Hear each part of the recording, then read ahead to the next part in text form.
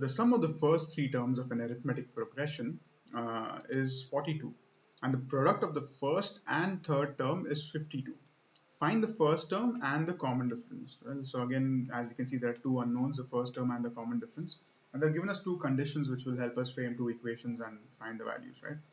The question was asked in the ICSE 2019 examination. All right.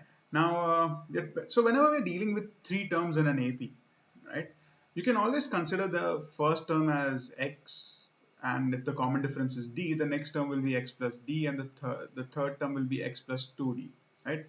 We can always consider it this way, but I'd suggest that you consider the middle term as x, or the second term as x, the one before that as x minus d, and the one after that as x plus d. I've noticed that this makes solving the sums a little more easier compared to this one. It's not wrong, you can do it this way as well, and you can solve it and you'll end up with the same answer. But this slightly simplified, but considering the terms like this, like the first term as x minus d, the second as x, and the third as x plus d, simplifies the terms, the sums a little, right? So let's solve it this way by considering it in this manner, right? So I can say let's erase all of this out of here, right? So I can say let the three terms in arithmetic progression be, as I said, we'll take the first term as x minus d, the middle term as x, the second term, and the third term as x plus d, right? So the three terms in AP be x minus d, x, and x plus d. Now, according to the first condition, the sum of the first three terms is 42, right? So if I had to add the three terms, so I can say x minus d plus x plus d, right? This is a sum of the first three terms, and this is equal to 42. Okay. Now, on opening up the brackets, I see there's an x plus x plus x, that gives me 3x. The minus d plus d gets cancelled out, and so I get 3x is equal to 42. Therefore, x is equal to 42 upon 3, which is 14. And this is the reason why I suggest considering it as x minus d, x, and x plus d. Because one of the variables, especially when they've given you the sum of the three terms, one of the variables, which is d, gets eliminated from the equation, so it makes solving the sums a little easier. So let's consider this to be like the first part, right? So x is equal to 14. Now let's move on to the second condition. They've given us that the product of the first and the third term is 52. All right. So my first term is x minus d, and the third term is x plus d. So the product of these two terms is given to me as 52, the product of the first and the third. So first, which is x minus d, and third, which is x plus d, is equal to 52, product of the first and the third. Right. So x minus d into x plus d. So this is a minus b into a plus b, the formula. So you have, this makes it x square minus d square is equal to 52. Right. Now we've already found the value of x, so let's substitute that in this equation here. So I can say 14 square minus d square is equal to 52.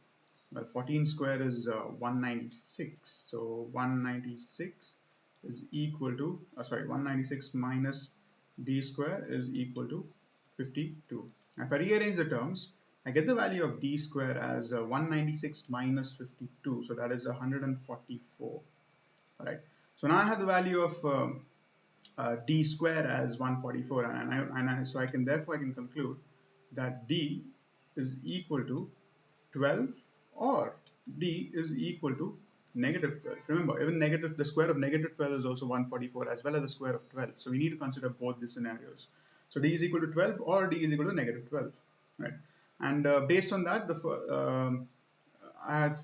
so I can find the first term. The common difference though is either 12 or negative 12, and the first term of the AP, which is x minus d, is what I need to find. So the first term of the AP. So therefore, I can say x minus d is equal to, we found the value of x as 14, if I remember correctly, yeah, 14. So x minus d is either 14 minus 12, right, which is equal to 2, right? So x minus d is equal to 2, or x minus d is equal to 14 minus 12, because d could also be negative 12, right? So this, and this gives me the value of x minus d is as so 14 minus 12 is 26, right? So x minus d is equal to 26. Now the question was find the first term and the common difference. Have they given us some first one of the expression, right? Yeah, the first term and the sorry about that, first term and the common difference. Messed up.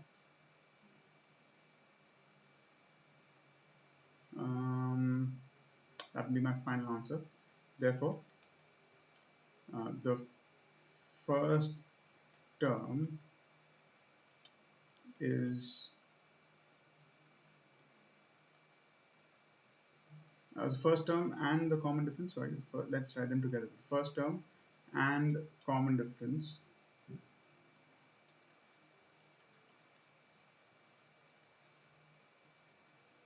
are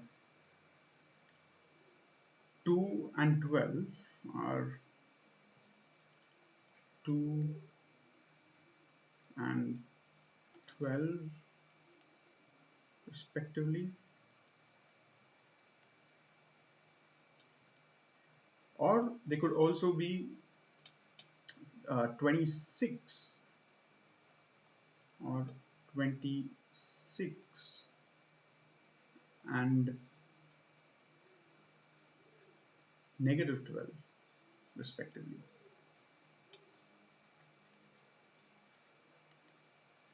right?